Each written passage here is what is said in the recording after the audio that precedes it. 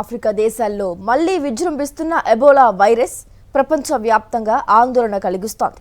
Democratic republic of Congo, Uganda, దక్షిణ Sudan దేశాల్లో కేసులు, మరణాలు పెరుగుతున్న నేపథ్యంలో ఆంధ్రప్రదేశ్ ప్రభుత్వం అప్రమత్తమైంది.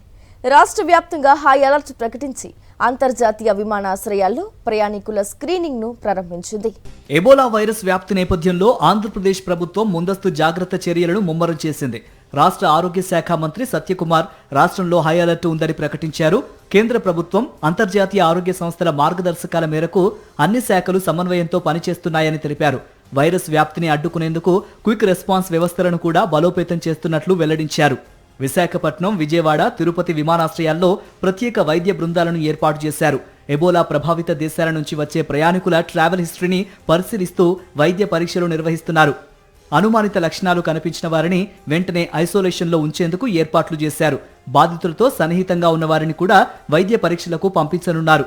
కేవలం విమాన మార్గాలకే పరిమితం కాకుండా రోడ్డు మార్గాల ద్వారా రాష్ట్రంలోకి ప్రవేశించే వారిపైన నిఘా పెంచుతున్నారు. విశాఖపట్నం పోర్టు అధికారులతో కూడా ఆరోగ్య శాఖ సమీక్షలు నిర్వహించింది. అంతర్జాతీయ విమానాశ్రయాలు ఉన్న నగరాల్లోని బోధన ఆసుపత్రుల్లో ప్రత్యేకంగా 15 పడకల ఐసోలేషన్ వార్డులను సిద్ధం చేస్తున్నారు. పీపీఈ కిట్లు, వైరస్ నిర్ధారణ పరీక్షా కిట్లు తగినంతగా అందుబాటులో ఉన్నాయని ప్రభుత్వం చెబుతోంది. కోవిడ్ అనుభవాల నేపథ్యంలో ఈసారి ముందస్తు చర్యలపై ప్రభుత్వం ప్రత్యేక దృష్టి సారించింది. ఏఎన్ఎంలు, ఆశా వర్కర్లు సహా గ్రామస్థాయి సిబ్బందికి అవగాహన కార్యక్రమాలు నిర్వహిస్తున్నారు.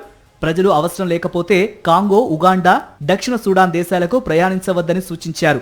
గత 3 వారాల్లో ఆ దేశాల నుంచి వచ్చిన వారు జ్వరం లేదా అనారోగ్య లక్షణాలు కనిపిస్తే వెంటనే జిల్లా వైద్యాధికారులను సంప్రదించాలని హెచ్చరించారు. ఎబోలా వైరస్ సోకిన వ్యక్తుల్లో కొన్ని వారాల పాటు లక్షణాలు కనిపించకపోవటం వల్ల వ్యాప్తి ప్రమాదం ఎక్కువగా ఉంటుందని వైద్య నిపుణులు చెబుతున్నారు.